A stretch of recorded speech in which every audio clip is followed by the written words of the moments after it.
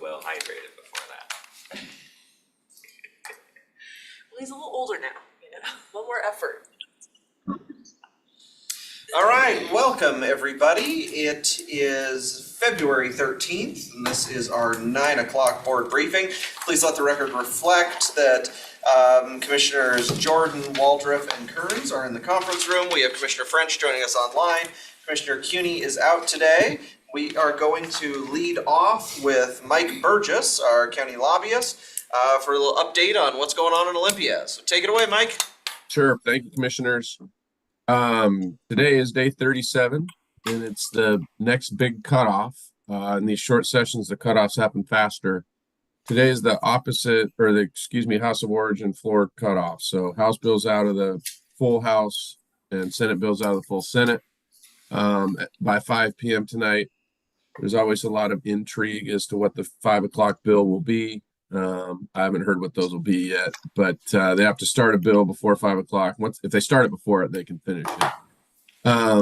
The House went last night till about 2 o'clock in the morning, or a little bit after, on a pretty controversial bill dealing with unemployment for striking workers. The House is normally they're way more apt to go late than the Senate ever does. The Senate has been working till about 6 o'clock each night and adjourning and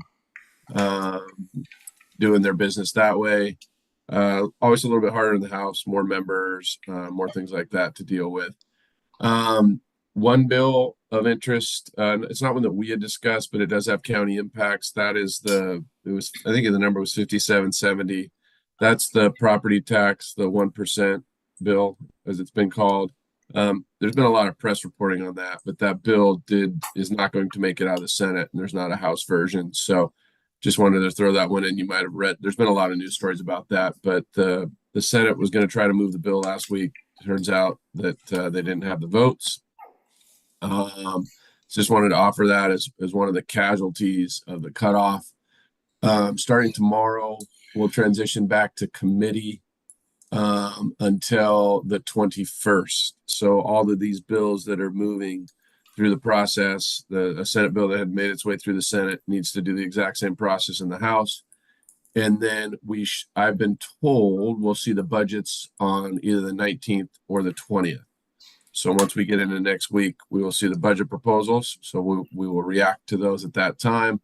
And all the while, bills are continuing to move. And then after the 21st, on the 26th is the fiscal committee cutoff. That's the opposite House. So that means Senate bills have to get out of the House and vice versa by the 26th, and then be just prolonged floor action between then and the end of session. So getting down to it, really about Thursday will be 3 weeks to go. Have a bill list in front of you. There is one item I had there, and this is a bill, Commissioner Kearns, that you had pointed out to me that I think you wanted the board to discuss. Senate Bill 5056. I put a link in there, Ron, to the bill report. Deals with habitual. The title is habitual property offenders. It's a pad-in bill. I think you've had some folks from. I think what I'd heard is you had some of your downtown business folks that supported the bill, but it gets at, and you can read what it says right there in the title, but it's when folks are habitual property offenders. And so Commissioner Kearns, I wanted to kick that to you if you wanted to talk about it a little bit. I was just going to say, I know a number of us on the board had been contacted by some individuals from Downtown Partnership asking if we'd come out in support of this. So I was just hoping, wanted to bring it forward. It passed out of the Senate with pretty good bipartisan support. It had 38 yes votes on it, and so just wanted to bring it forward. We had some local folks asking for our support. So based on what I've seen, what I've read about it, I mean, it looks good. So just wanted to bring it forward for discussion of the full board. And if it looks like it is scheduled for a public hearing tomorrow in the Community Safety, Justice, and Reentry Committee. And so I don't know. I was just asking if there'd be support to sign the county in support of the bill, When is that? tomorrow. I actually didn't realize, when I asked Mike to give us a briefing last week, I didn't realize it was gonna have a hearing tomorrow, but. Commissioner French? Yeah, thank you, Commissioner Kearns. I would support that effort to weigh in support of the bill. I mean, tools, and when we get offered a tool, I think we need to take advantage of it. So I'd be in favor of us supporting the bill. And there's another one that's on the list when you get a chance that I'd like to speak to. It's not on the list, but it's in the Senate, and I'd like to speak to that too.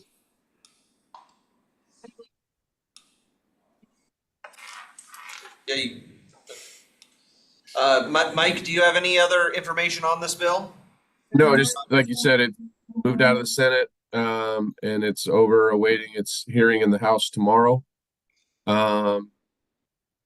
Just the folks that have, it's obvious who's in favor of it. The retail folks and some of the law enforcement folks are the ones that have testified in favor of it and voiced support. Okay. Yeah, and it's had strong bipartisan support, even in committee. So I don't know. So, any thoughts on that? Just looking at the bill report. Okay. All right. Well, we can come back Does to. it, Sorry. oh, sorry, I mean, I'm gonna look it over and if we could just circle back later in the meeting or Yeah. have a chance to look it over, but does it, one thing that I worked with Senator Patton on back when I was on city council was like more supervision of property crime offenders. So I don't know if it addresses any of that, but it basically creates a new sentencing guideline basically for folks who have, it looks like if you've been arrested 3 times within 180 days for property crime. So anyway, I'll look it over. Okay. All right. You can continue down the list. Yeah, and then if somebody there wants to let me know, if by the time I'm off, if you want to keep talking about it, let me know what you want to do with it. That'd be great. All right. So I'm just going to run through the bills. Again, nothing new here. I'm just going to give you updates on where things are. 1899, that's the Bulls wildfire bill. It needs to get off the Senate floor, the House floor by 5 o'clock tonight. Same with 1952. The next one is another one that we'd included as part of kind of the wildfire list that we'd had. That's 2020. It's moved to the Senate, where it needs to be. It's making its way through the process. The tourism promotion exemption bill. Remember, that's the one that's kind of the technical kind of housekeeping measure. Interestingly, both those bills are moving through the process, which is kind of a little rare because they do the same thing. Normally the chairs will communicate on things like that, but the House version has a hearing on the 15th. You'll see later below that the Senate version does not. So my guess is it's the House version that keeps moving, but that bill's doing what it's supposed to do. The 911 bill, still waiting for its floor vote today by 5 o'clock. The shared leave bill has passed the House, and then I added 56 there in case you did want to take a position on that. So depending on what you tell me later today, we'll either keep it there or remove it. 5059, the prejudgment, we've talked about that one, just again on a holding pattern. We'll know more about that bill when we see what the budgets look like. 5792 is patents. The condo bill has a hearing tomorrow, which is good. And then same with the land swap bill. It's on the top of the next page. And then, the next one, there's 6202. That's the Senate version of that tourism bill. And then 6251, that was the behavioral coordination bill dealing with the 988 that we talked about last week. It did pass the Senate, but it needs to get its House hearing scheduled in the House. I don't anticipate that's going to be a problem. A lot of times what happens this time of year is as bills move out, committee chairs are meeting with staff, and then throughout the day, I'll get 20 or 30 agenda updates with bills being added to different hearing schedules. So I'm not hugely concerned that the bill does not have a hearing yet. So that's the list and just kind of where things are now. Kind of a hurry up and wait mode until 5 o'clock tonight. Get back into committee mode and monitoring these bills and helping move them along, and then wait for the budgets to come out. And then Commissioner French, you had another one you wanted to flag. Yeah, thank you, Mr. Burgess. I was made aware this weekend, but I have not had a chance to pull it up or try and find it. But evidently, there's a Senate bill to eliminate natural gas. And have you heard anything about that? Are you familiar with it? So yes, Commissioner, it's a House bill. It's referred to as the nickname of the bill over here is the decarb bill. And it's brought forward by one of the larger power companies over here. I believe it's Puget Sound Energy. And it deals with eliminating natural gas in new construction by a certain year, but it's focused on their service area. So to my understanding, yes, I'm aware of the bill. It is a House bill that has already moved over to the Senate. Is that the one that you're talking about? Yeah, that's probably the one that. Let me see if I can find a number here while we're talking. Yeah, the concern that was expressed to me was that it was being pushed by the other side of the state. It's the camel's nose underneath the tent. We ought to be, yeah, there it is. Did you find the number? Yeah, 1589. Yeah. Yeah.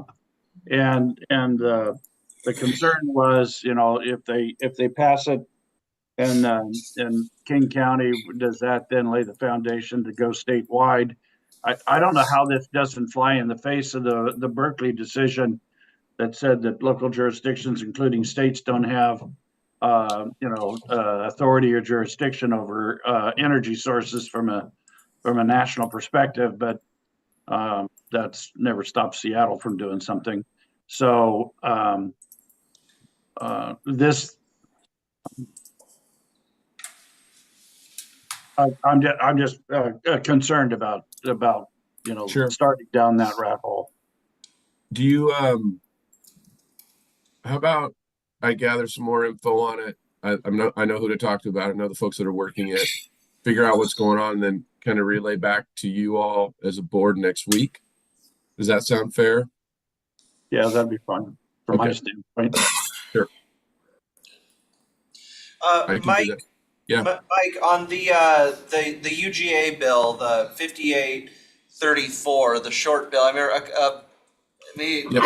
2-3 weeks ago, you had talked about there was some concern about aquifer recharge areas. Now, this bill wouldn't totally benefit us. Did we get language in to fix Yeah. that? So to my knowledge, Commissioner, and I think there was the delicate balance between, I guess what I'd say is ideal, perfect language versus what couldn't pass, and relying on the judgment of staff over here and some of the other folks, primarily with the Association of Counties that work the land use bills. They're satisfied with the language. I see Scott jumping on there. Maybe he can help fill in, but I think that, well, I let Scott speak for it, but I think that what I had heard is would have been better if the language was a little bit different, but we're balancing what we can do here. Okay. But I can't make Scott speak, but if he's got observation, I'd love to hear it.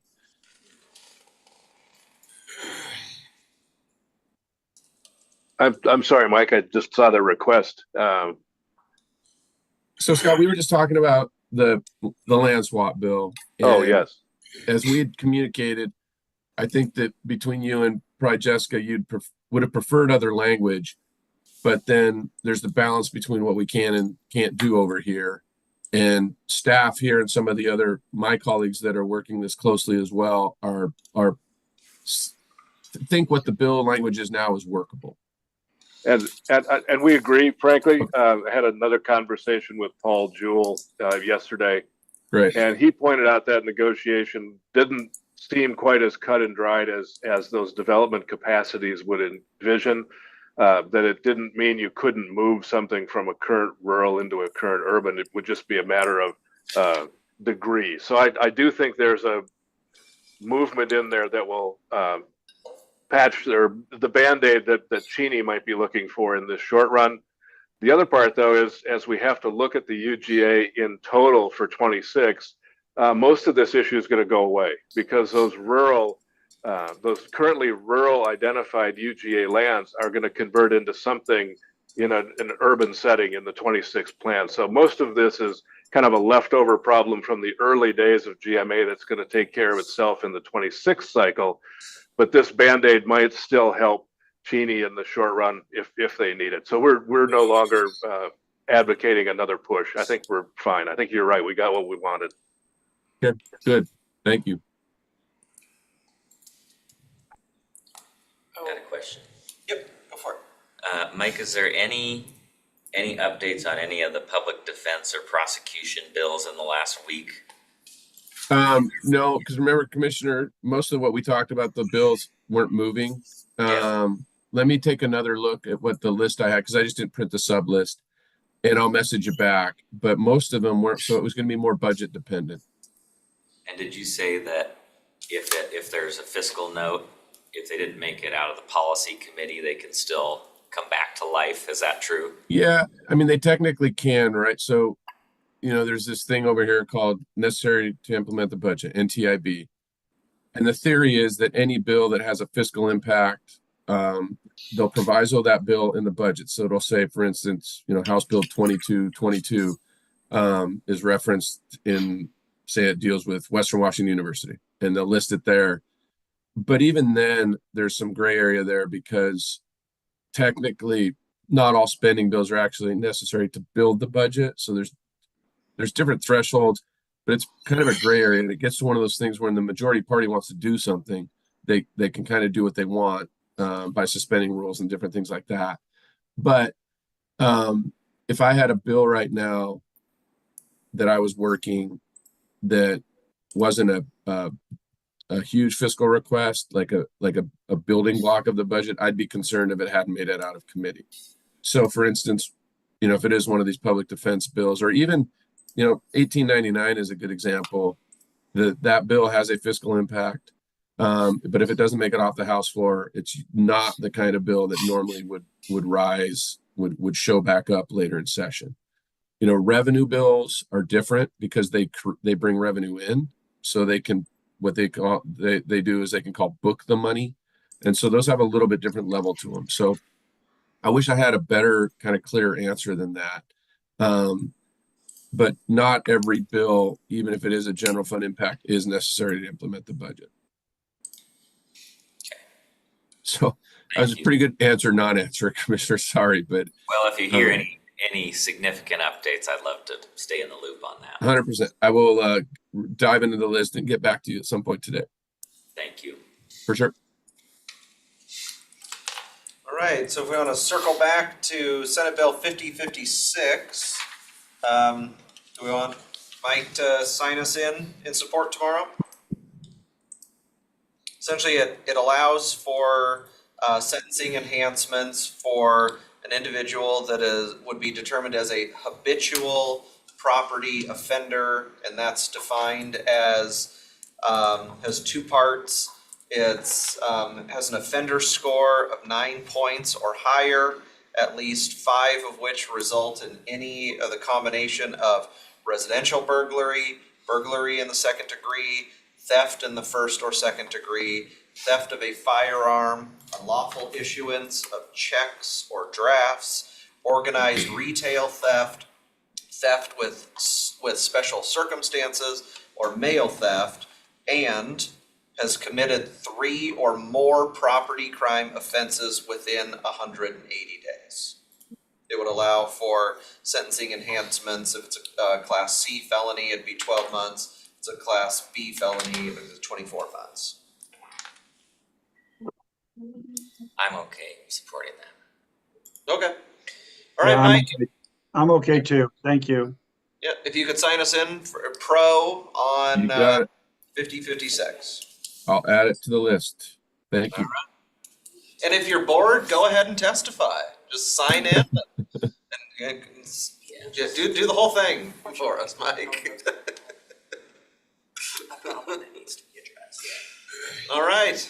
Does anybody, any final thoughts for Mike? 60 months ago. Okay, thank you, commissioners. Have a good day. Al, you still have your hand up? Nope, no he doesn't. Okay, thank you all. Oh, I'm sorry, Oh. Mike. Mike, that bill that Chandra Fox brought up, we discussed on Friday, the 6164 around hazmat and community meetings that emergency Yeah. management have to do, where is that one going? Well, it's moving, Jeff, and so I need to dig in more and we'll discuss it. I want to discuss it next week if it continues to move. Have you been able to confirm with those other associations? No, that's part of my issue. I didn't run into him yesterday, so I need to do some of the more background on that too. Isn't it up for hearing So it's up for a hearing. Chandler Fox called last week, Friday. A bill, it passed the Senate unanimously, so it's definitely on the tracks moving forward. One part of it, it would require our emergency management to host a public meeting for every hazmat incident. And when I first heard hazmat, I was like, well, that sounds good, and it does sound good. But the reality is, maybe a car crash is technically a hazmat incident, and we would be on the hook for giving out notice and notifying the community of the 20 incidents, I think she said. In the last short period of time, only one of them was like an incident that you would think of requiring conversation. So it sounds like there was an incident somewhere on the west side that this is trying to solve one thing that went wrong, per Chandra's worldview, where it might actually be a little bit of overkill and put a big burden on county departments hosting all these community meetings. But it is up for hearing tomorrow, and per the website is scheduled for an exec session on Friday, being it passed the Senate unanimously. Chandra was pretty sure the Association of Cities, the sheriff and police chiefs, and the firefighters were all gonna come out against it, not against the concept, but just more, let's make sure we're doing this right and not doing overkill. So that's the background on it. Yeah, and I tried to run down my colleagues yesterday that are that work for cities and the police chiefs. Didn't run into him yesterday, but it's on my list to do this morning. Think of many vehicle accidents has a little bit of a coolant spill, the engine oil or something, and that could possibly trip this bill and have a public hearing for nearly every So vehicle crash. what I'm hearing then, we probably need to look at narrowing the scope of the bill. Like, very well intentioned, but it's picking up a bunch of incidents that it probably shouldn't, is what I'm hearing. That's what Chandra said, the Washington State Association of Emergency Management might have that a little bit off, but Chandra's group, they are working against it. They admit they were late to the game. Somebody didn't do what they're supposed to do, I guess, bring in the awareness before it passed the Senate. So just another one that was brought to our attention. Yep. But I'll give you we should have more information on that one next week. Okay. Okay, All right. Thanks for joining us, Mike. thank you all. Have a good day. Bye. All right.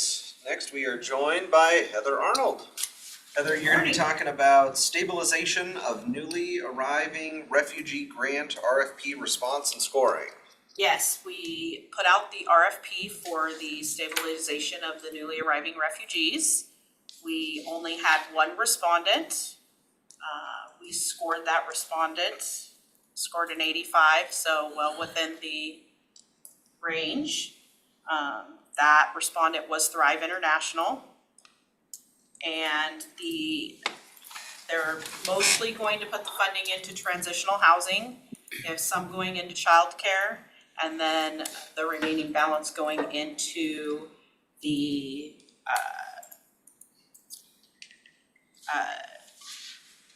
portion going to provide domestic violence and human trafficking education. The only group or our only section they're not gonna put anything into is employment readiness, and they said there's sufficient funds and groups already doing that. They don't feel that they need to provide any additional services at this time. We have been notified by Commerce that there's already additional funds available, and Thrive is, I'm sure, prepared to spend anything additional we get should those funds come through. So this would be prepared to be on your docket next week for approval. Any questions? Commissioner Jordan? Would the additional funds require an additional application No. from the county? Okay. No, not if we were just passing them through to Thrive. I just wanted to thank you for all your work on this. I know you got a lot on your plate, and really appreciate getting that application into the state. And I think it sounds like hopefully some of the nonprofit groups coordinated amongst themselves, and sounds like we've got a good application. So thank you. They've given us some good goals. They plan to serve at least 100 households each year, 60 kids per year, and over 200 people with the DV and human trafficking education. So we've got some good goals to hit. 2-year grant. One is actually only gonna be about 4 months, because that part of that money ends June 30th of this year, and it's use it or lose it, and then we'll have 1 year for the next round. Okay. Sure. Yep. As I recall, Heather, last time we got these a couple years ago, and there were some additional funds.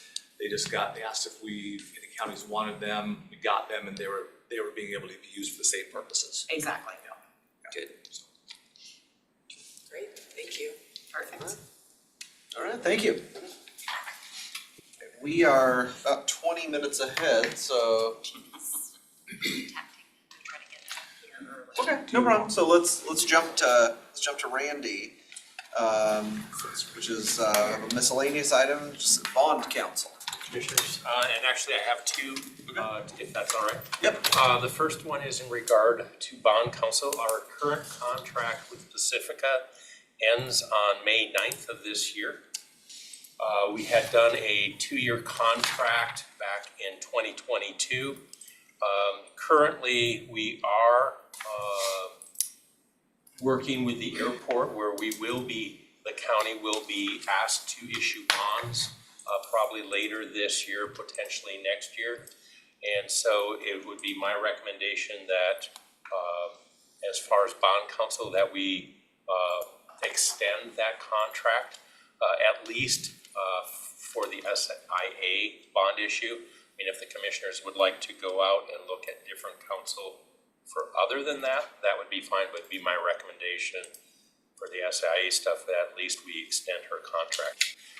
We could extend that through 12/31/26, which is because we do need the prosecuting attorneys also has to appoint them, and that would be when prosecuting attorney Haskell's term ends. So. Commissioner Fringe.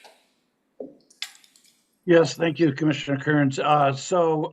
We do anticipate out at the airport to start ramping up the negotiations on the bond measure. But as Mr. Bishop has indicated, we are probably at the very earliest a third quarter, more likely fourth quarter or first quarter of 25 before we actually go out to the market. We, as many of you know, we do have financing from the treasurer.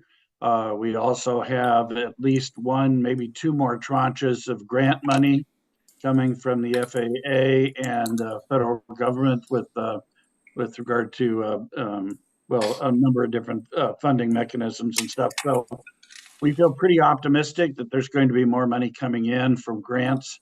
And so the sense of urgency from our standpoint is not there, but we are at a point to where we're starting those conversations back up.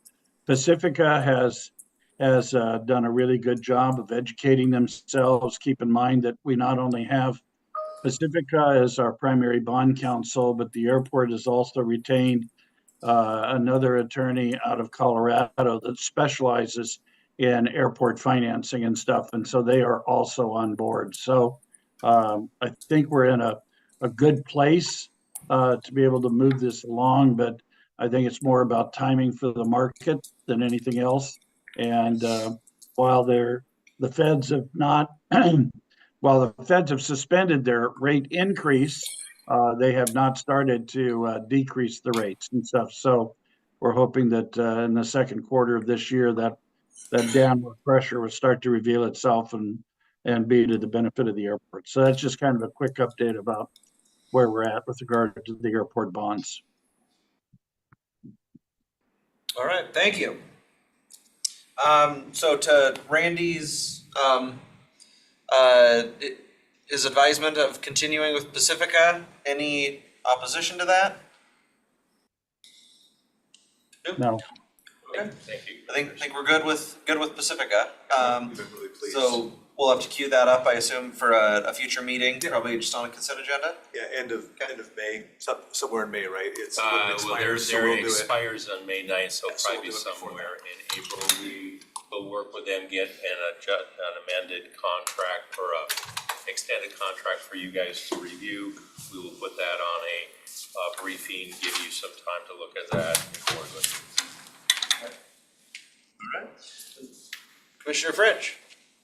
Yeah, with regard to the duration of that extension, because there's a possibility that we might not go into the market until the first quarter of 25, I'd like to suggest that we consider maybe extending Pacifica's contract through the end of 25, just so that we don't have to worry about a contract with a bonding company or bond counsel, just as we're ready to go out to market.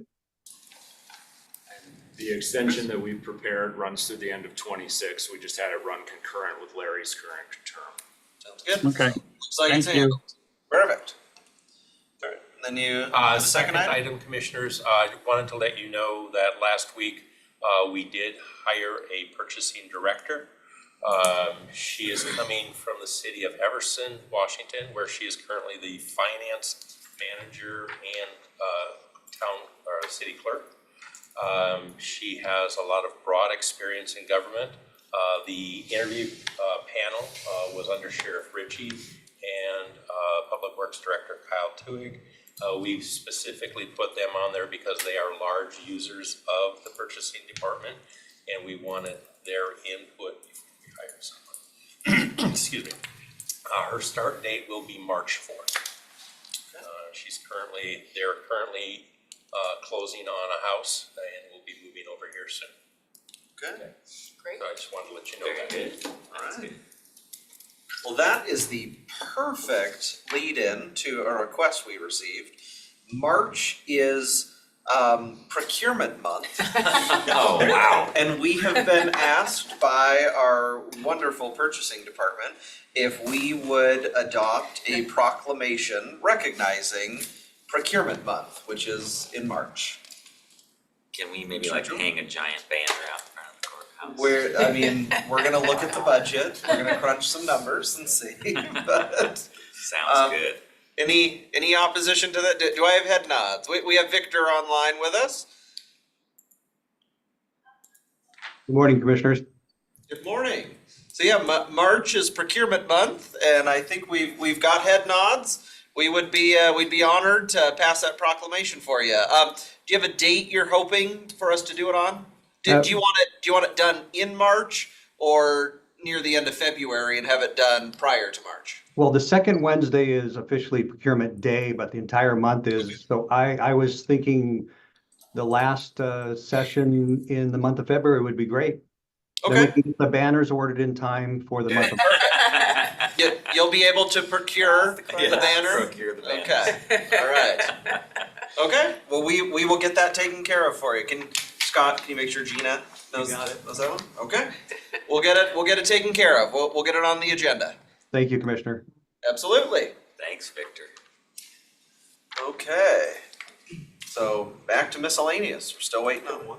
Go for it, Scott. Speaking of new hires, Monty, I was gonna have Monty do it, but I think we're running ahead of schedule, so he has hired the new building official for his department, and the name is Jordan Neal. Jordan started the beginning of last week.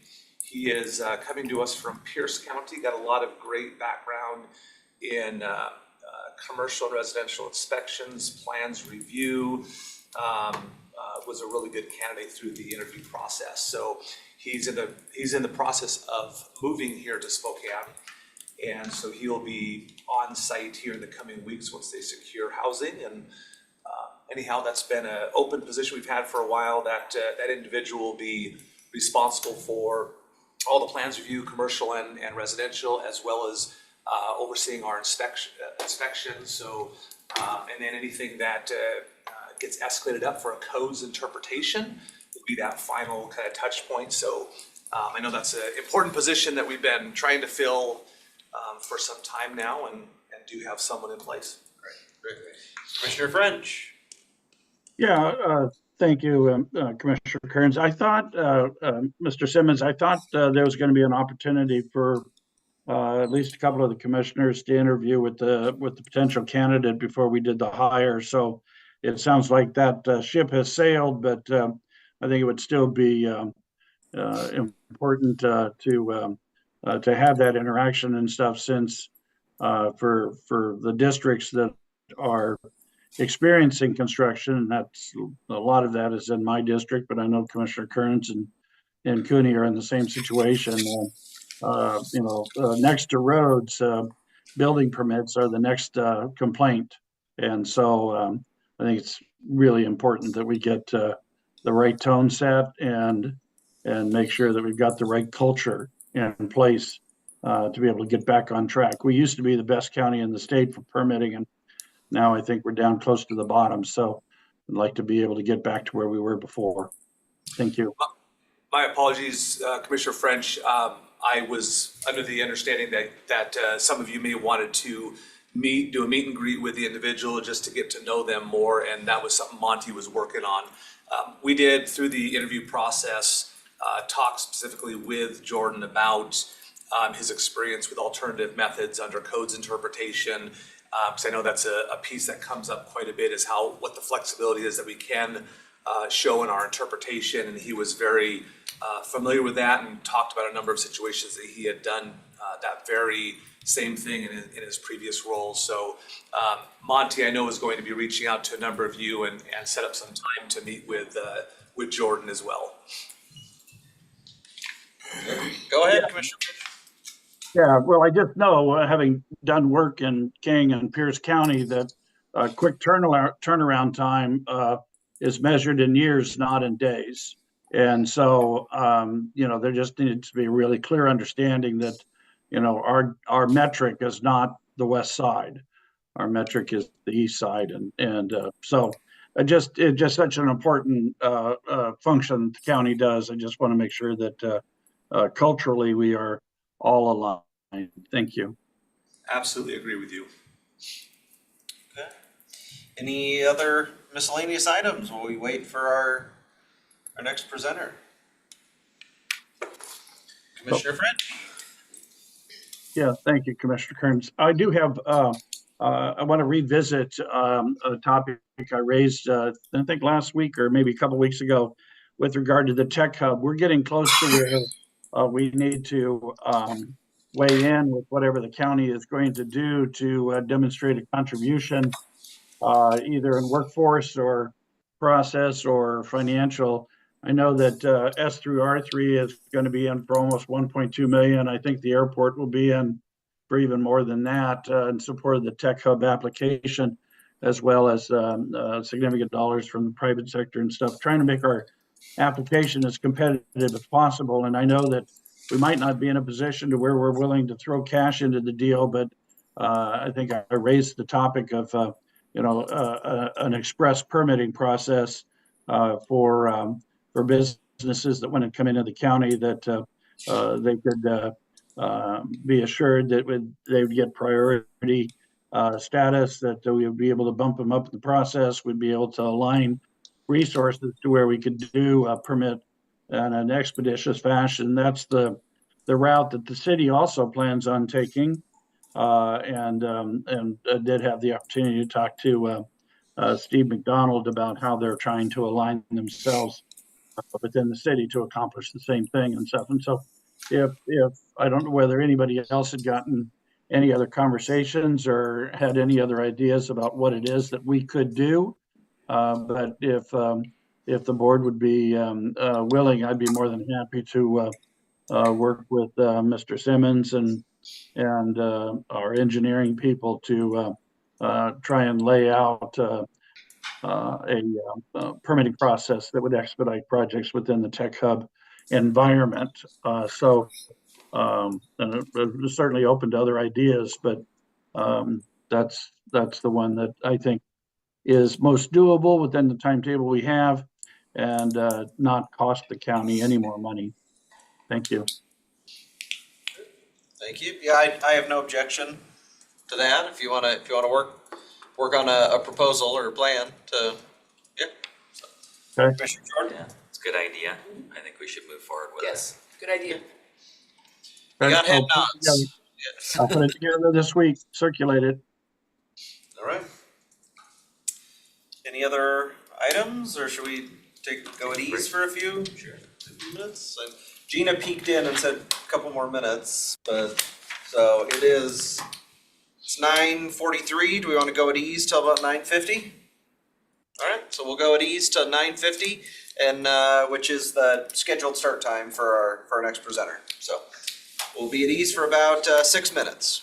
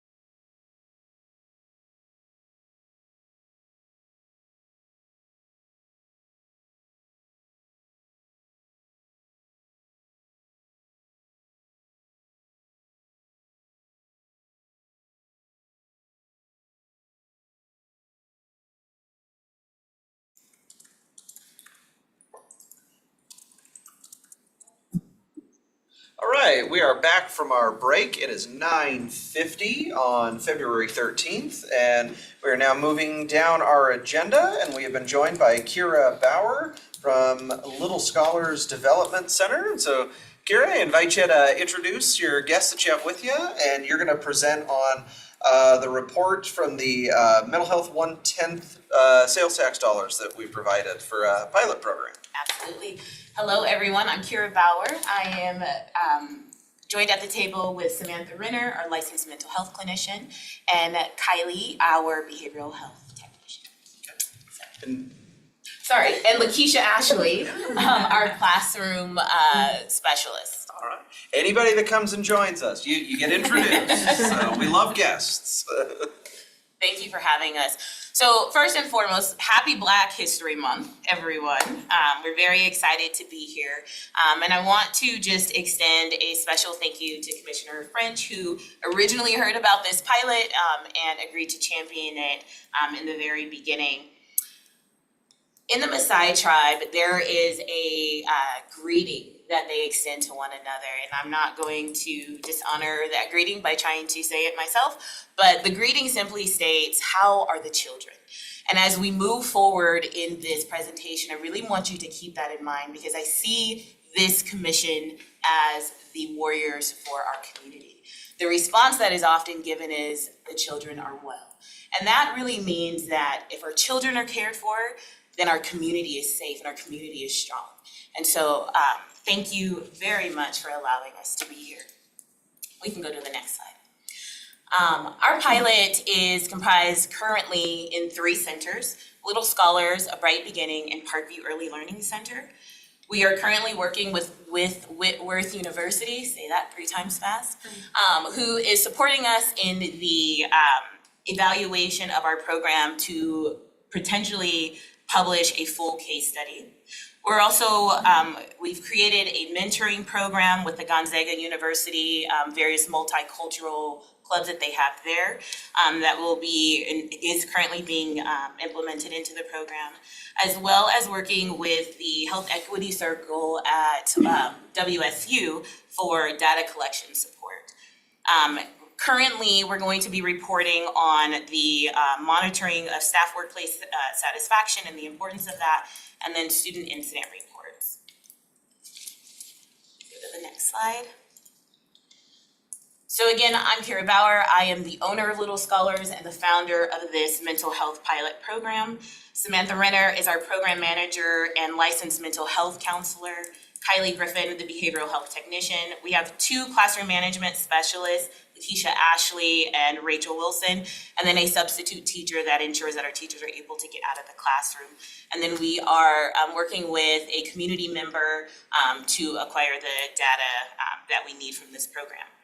I want to take a second to just explain how this project works. So this project is unique in the fact that we are listening to the teachers. And so we have teachers come in, we do an intake with the clinician. She then decides, she kind of sets up a triage and decides, does this project or does this issue need to escalate to our behavioral tech, where she goes in the classroom and we'll do an assessment of the student? Is it a classroom management situation where we need to look at the environment that may be creating some of the behaviors? Or is it a clinical issue that she then would retain? And she'll talk a little bit more about the work that she does with the teachers and the students. So what are we looking at for this project? We're looking to decrease student incidence and supervision or suspension and expulsion rates. We're looking to improve kindergarten readiness. We're looking to decrease turnover and call-out rates in centers with our instructors and increase the sense of workplace satisfaction and decrease burnout. So I want to take a moment and I want to ask you, what happens when you decrease suspension and expulsion rates but fail to support those who are in the classroom supporting the students? Further, what happens to a classroom when a teacher's basic needs are not met? It's really important, and we know the importance of kindergarten readiness. We know the importance of disrupting that preschool to prison pipeline and ensuring that our students are kindergarten ready and that they are not being suspended and expelled. But we also need to remember that our children are a reflection of the environment of that the adults create, in which we expect them to be stronger and better human beings. So at this time, I'm gonna turn it over to Miss Samantha Renner, and she's gonna talk to you a little bit about our teacher impacts. So we know that 1 in 4 students in the US has experienced trauma to the extent that it impacts school success negatively. Those numbers were reported in 2008, so presumably they're going to be higher, especially post-COVID. That means every single classroom in the United States has at least one child who's experienced trauma and needs a teacher to help them. Very few teacher education programs talk about the effect that trauma has on the brain, implications on school achievement, and proven ways to compensate for the developmental problems that trauma creates and how we then create success in the classroom even after a child's experienced trauma. Studies show that caregivers that report higher levels of depression are more withdrawn from children and less sensitive to children's needs. It shows that teachers with high levels of stress who experience burnout are less likely to provide positive classroom management, are more likely to be withdrawn from children, spend less time providing instruction, and have more conflict with students. So when teachers are burned out, they provide less positive of an environment, interact less positively with their students, and create less positive outcomes in the classroom. Thousands of studies have provided insight into how relationships impact the neuroplasticity of the brain or the brain's ability to change and learn. If we aren't positively impacting our students in the classroom, how can we expect them to positively learn and be ready for kindergarten and success in the future in the classroom? So it's very important to focus on the stress and burnout of the teachers and provide them strategies so that we can have more positive impact on the students, especially at an early age, because we know early intervention is the best strategy.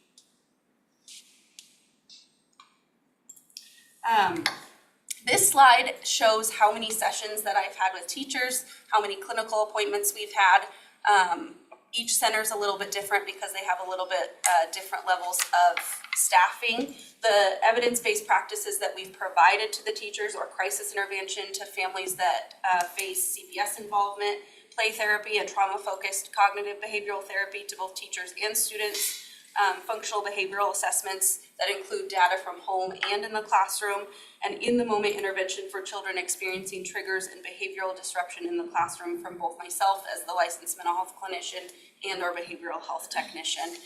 We're seeing teachers experience significant social determinants of health, such as needing food bank help, needing diaper bank help, legal resources for facing eviction, and financial resources to help make ends meet, because we know that teachers are often underpaid for the work that they're doing.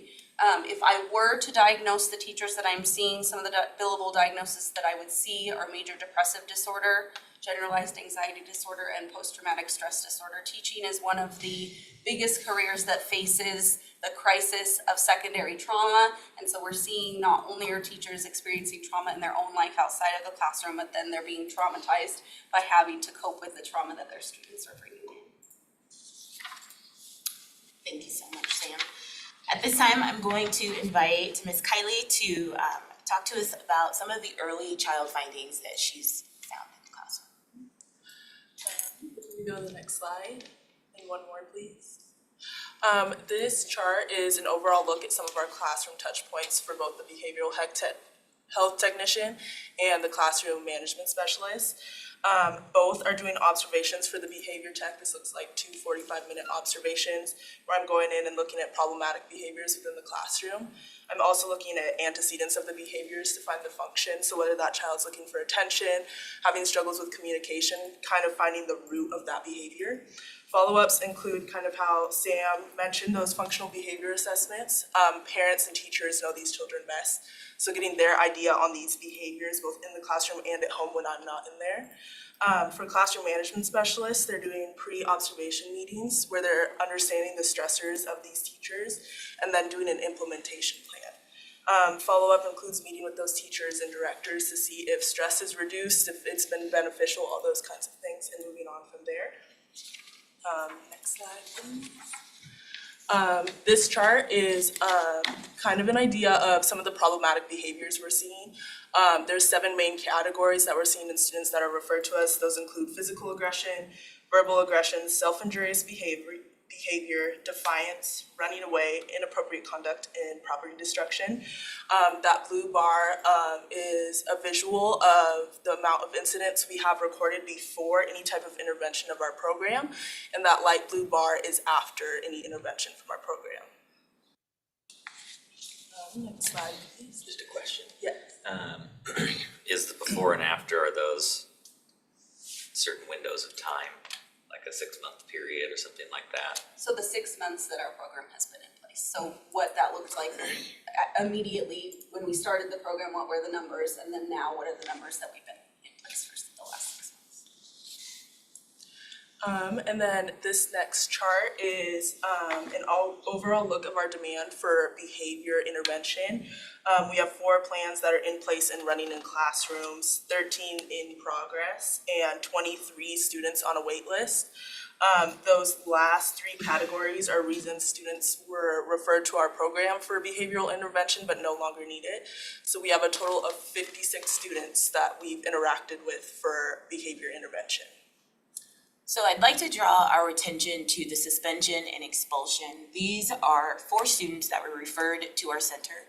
And this is a great example of what happens when there is not immediate mental and behavioral health supports that are available.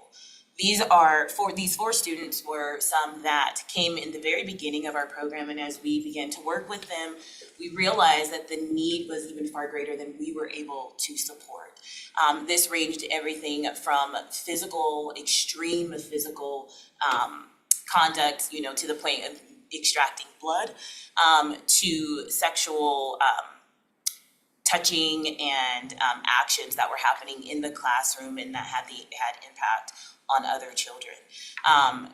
I will say that for about 2 of these students, 2 of the 4, we have re-entry plans in place so that once they are able to receive the care that is needed for their behavior, we have a plan to reintroduce them back into the program. One of those students is actively involved in our mentoring program that we have started with Gonzaga. And so I wanted to draw attention to that because this is about correcting a shipping ship and not a speedboat. This is about realizing that there is trauma that has happened in our programs and how we need to fix it. So thank you for that. So we talked to you a little bit about what we're seeing in the classroom, and I want to tell the story of a little one in our center who went through the program. This is a child that's one of 5 children. Her mother is under the age of 26. All 5 of the children, and she's single, has recently experienced a dramatic loss of life in her family. For all intents and purposes, this little one meets the report that came out in Department of Commerce that said Black students in Spokane are some of the most underserved and resourced in all of Washington State. For all intents and purposes, this child would have been suspended or expelled if not for this program. As a result of her meeting with the clinician and the behavioral technician and the teachers coming together and putting together an intervention plan for her, she has gone from 34 incident reports at the beginning of this program to just down to 2.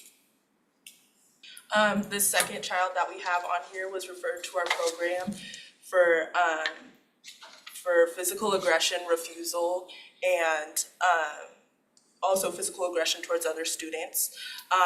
With working with this student, we realized the function of this behavior was attention.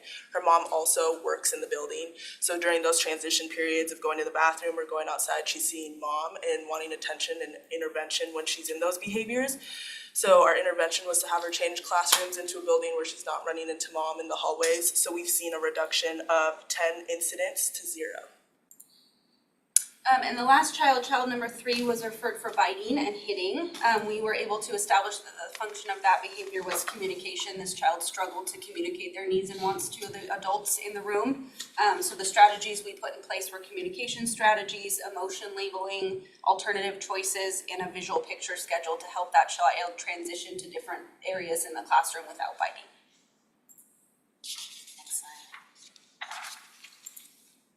So what we are doing, having a mental health and behavioral health program, this isn't new. There are other programs out there that have a mental health and behavioral health programming for students in childcare. I will tell you that one of the missing links is that we are not focused on those that are caring for these children. The very definition of insanity is to continue to do the same thing over and over, expecting different results. So I'm asking you to not do that. Just in 6 short months, in one of the centers that we've been in, we've seen a 44% reduction in incident reports in just that one center. Now, again, there are other centers out there, or other programs out there, but I can tell you that they're only focusing on one population, meaning a population that is disadvantaged or disenfranchised, and I understand that need for that. But trauma and the effects that COVID has had on our students is not just sequestered to one group of people. They're not focusing on the teacher. They're not talking to those that are in the classroom. And they're not understanding that those teachers are experiencing PTSD. The governor got up and asked early learning providers to stay on the line, to keep our doors open, and we've done that. But as a result, we are also dealing with some emotional, social and emotional outcomes that need to be addressed. We're also building relationships with our teachers, and other programs are not doing that. Meaning, there are times that a teacher just needs additional support, and for the first month after Sam was brought on, she went in classrooms and she was dunking toys alongside the teachers and just chatting with them. She was sweeping floors and she was mopping, and she was sitting in and helping with behaviors on circle time carpets. This is a mental health clinician that is doing this. And I will tell you, it took me a good amount of time to find her because I was told over and over, I'm a mental health clinician. I'm not going to go in the classroom. It's not what I do. Sam has done that unapologetically. This program is relational. We believe in the teachers, we believe the teachers. And then we work with the teacher and the parent to determine the best outcomes. It's time that we stop listening to the people that sit behind the desk and create a plan. And we start listening to the people in the classroom for both their mental health and the mental health of the students that they've been entrusted with. So let's talk about what happens next, and we are almost done. Let's talk about what happens next. So we're looking at sustainable fiscal supports, right? We're going to be preparing, in the next 2 years, we'll be preparing a plan for an ICD-9 code date to lay the groundwork for billing Medicaid in the future that will create sustainable funding that does not cause harm to the community. I cannot express that enough. While funding is great and Medicaid is great, we have to make sure that we are not adding to the problem of diagnosing Black and brown students before we know what their issues actually are and meeting the actual need. We will apply for the ARP mental health childcare funds that are available or coming available through the Spokane Valley. This is a regional need, not just a city of Spokane need. And we'll continue to build community partnerships and solidify a strategic plan to create a regional approach to sustainable funding. That sustainable approach has to include the business community. It has to include the county and the city and the Spokane Valley. But I want to be really clear in that the county commissioners, you guys have already taken amazing steps in leading that charge. Programmatically, we're going to move centers A, B, and C to more of the management phase of the program, which will include program visits for students and staff on an as-needed basis. We'll continue with the mentoring program with GU and the Health Equity Circle at WSU. The plan is to expand to 8 to 10 centers at various stages of service, and then potentially onboarding that new Valley team once we've applied for the RFP there. And then, of course, publishing the pilot with the support of Whitworth University. I'm going to end with this and then open it up for questions. A quote by Frederick Douglass. He says, "It's easier to build strong children than to repair broken men." And I want to urge this commission to truly consider that. It's time for us to stop doing the insane thing and asking for different results. Let's look at the cause. Whitworth University said to us that there is no one else doing work like this, which is why they are interested in this pilot. Let's do something new. As a county commissioner, continue to lead this charge in supporting this pilot project as we move forward. Thank you. Any questions? Commissioner French?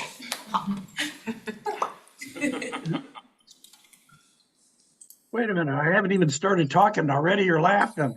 I don't think you can hear it on your end, but when you raise your hand on there, it's like a popping sound when you do it. Oh, is that right? Yeah. Oh. Okay. No, there's nothing wrong with me. So I just want to compliment you on the work that you're doing. I mean, it's critical work. And thank you for standing in the trenches and taking care of the kids for us. I want to share with you a different story, not only to heighten your awareness of another opportunity. I'm aware of a child that was in a private school and in the first grade and was very problematic to the point to where literally would stand up in the middle of the class in the middle and just walk out on the teacher, walk out on the classroom. And the school was getting ready to expel him until one of the teachers said, wait a minute, I think we're not looking at this right. I think he's getting up and walking out of the classroom because he's bored. He already has learned the topic and is sitting there waiting for everybody else to catch up and just got bored. That child now is in the 8th grade doing college level math, college level English on a debate team, and has been nationally published for computer games that he's designed and are on the web. And so my point is, not every child is struggling for the same reason. And I'm hoping that as you do your analysis, you're looking for the opportunity for that child that is just in the wrong place. They're not getting the incentives. They're not getting the attention to be able to excel. And I think every child has an opportunity to excel. And so I raise that as an example, and it's a personal story because it's my grandson who would have been kicked out of school because he got up and walked out of a class, when in fact he got up and walked out of the class because he was just bored. When he wasn't disruptive, he was just bored. He already knew the topic and was ready to move on and stuff. So I hope you are watching out for those kids too, as you go through and do the work that you're doing. And just thanks for doing what you're doing. Thank you. Commissioner French, I'll just briefly say your story goes to the heart of why billing Medicaid right now would be crucial, would be traumatic for a lot of these students that we're caring for that very reason. It takes time to understand why, and it takes time to understand why these children are having these behaviors. But I think something that you said was key, is that the teacher was the one that spoke up. And it's about listening to the people that are in these classrooms and believing them before we jump to a conclusion that this child meets the criteria for ODD. He's just being oppositional for the sake of being oppositional, and then medicating him, right? Yeah. Thank you so much for that story. So when you talk about the decreasing the student incidence for suspension and expulsion, what uses kind of your baseline for those suspensions and expulsion is the students were suspended or expelled from a different location, correct? Before they came into your program? Is that? No, Oh, these were. they are, okay, that they're suspensions or expulsions that did occur at your facility. Okay, I'm sorry, okay. Never mind on my question. So, I was gonna say, if they were suspended or expelled at a different facility, could they just have a different way of measuring whether a student needed but okay, if it was at the same, never mind then, okay. But to that point, I will say that there are students that within the program that have been suspended or expelled from other centers and have come to one of the 3 centers that are a part of the program, and we've worked with them. Okay. I was honestly a little surprised, your number, 1 in 4 students experiencing trauma, I would have actually thought that number would have been higher. And it probably is, those were 2008 numbers. Okay, cause Yeah. on the, with the health district, about once a year, we'll get a presentation kind of around ACEs, Yeah. adverse childhood experiences, and,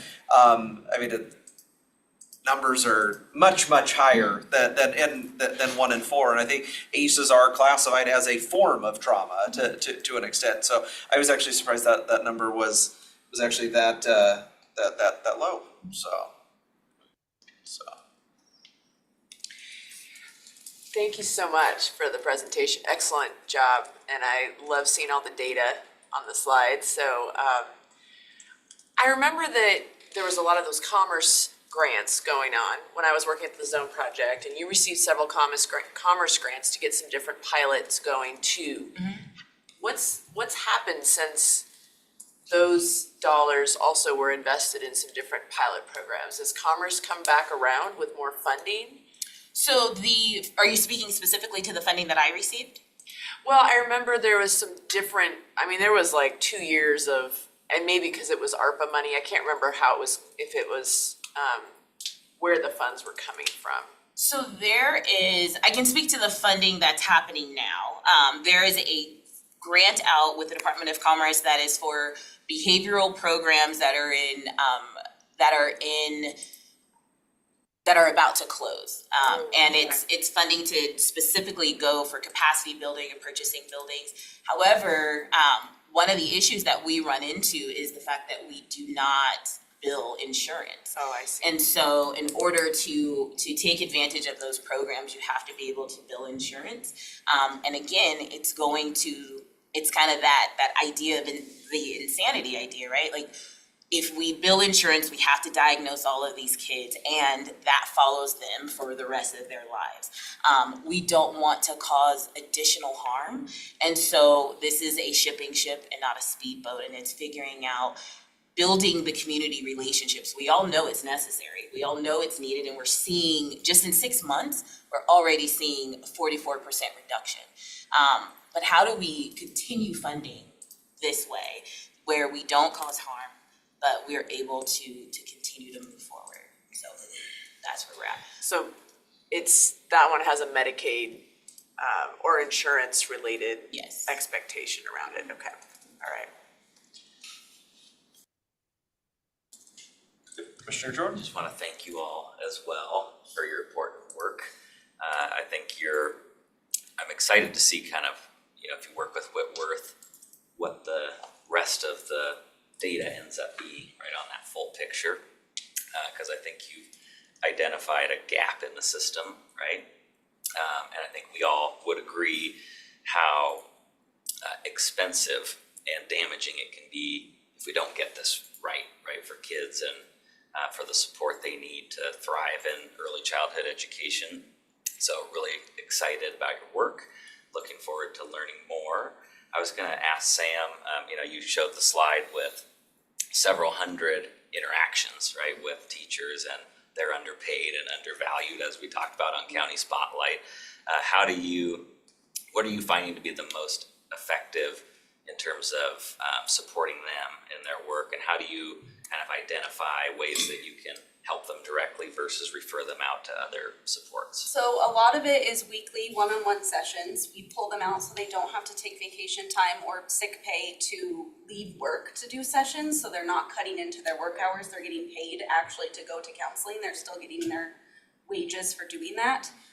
A lot of times I'll just go into their classrooms and check in with them, which a typical provider that's billing Medicaid or Medicare is not doing. The big thing that I've experienced is that they just want someone to hear them. They want someone to listen. They want someone to know that the concerns that they have are legitimate concerns and not something that's going to be brushed under the rug. So creating those relationships with them and partnering with them instead of using a prescriptive model that says do X, Y, and Z and all your problems will be solved. I've spent hours calling different churches in the area, different organizations to try to find funding so that one of our teachers wouldn't get evicted. Those aren't billable services. Those aren't services that you would get reimbursed for through an insurance company. So a lot of it is social work kind of things, trying to find solutions to the problems that they're having in their everyday life. And a lot of it is talking about how their everyday life is impacting their classroom life. How do you just turn that off when you're experiencing domestic violence? I've helped 5 teachers at one center escape domestic violence, and that involved going with them to the house, getting their things, helping them file parenting plans, helping them file restraining orders. These are teachers that are experiencing things that you shouldn't have to turn off to go into your place of work because it's something that's pervasive to every part of your life. I like your comment that ultimately we're gonna need to have different government entities coming to the table together, and I think that this type of project can provide some rocket fuel, right, for that. And depending on how it goes, I know it's a pilot, and potentially we could, look at reaching out to the state too, if things go well, and seeing where we can fill the gaps. All right, any other questions? All right, well, thank you very much for coming in today. We appreciate it. Information.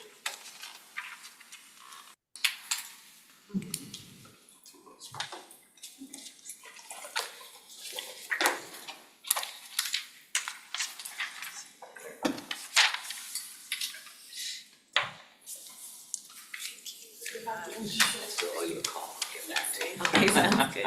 I can't wait to hear more next time. Absolutely, looking forward to it. Good time. Okay, so you said you have one executive session, Chris? Pretty short one, probably 15 minutes maybe. Okay, what's the purpose? This is gonna be under pending potential litigation pursuant to RCW 4230-110-1I. Those present should be the board, Scott Simmons and myself. This should take approximately 15 minutes and no action. Okay, all right, so stated by our chief civil deputy for the purpose, reason 15 minutes. It is 10:22. At the conclusion of that executive session, we will be adjourning for the morning, and we will reconvene at 2 o'clock in our hearing room for our consent agenda legislative action. So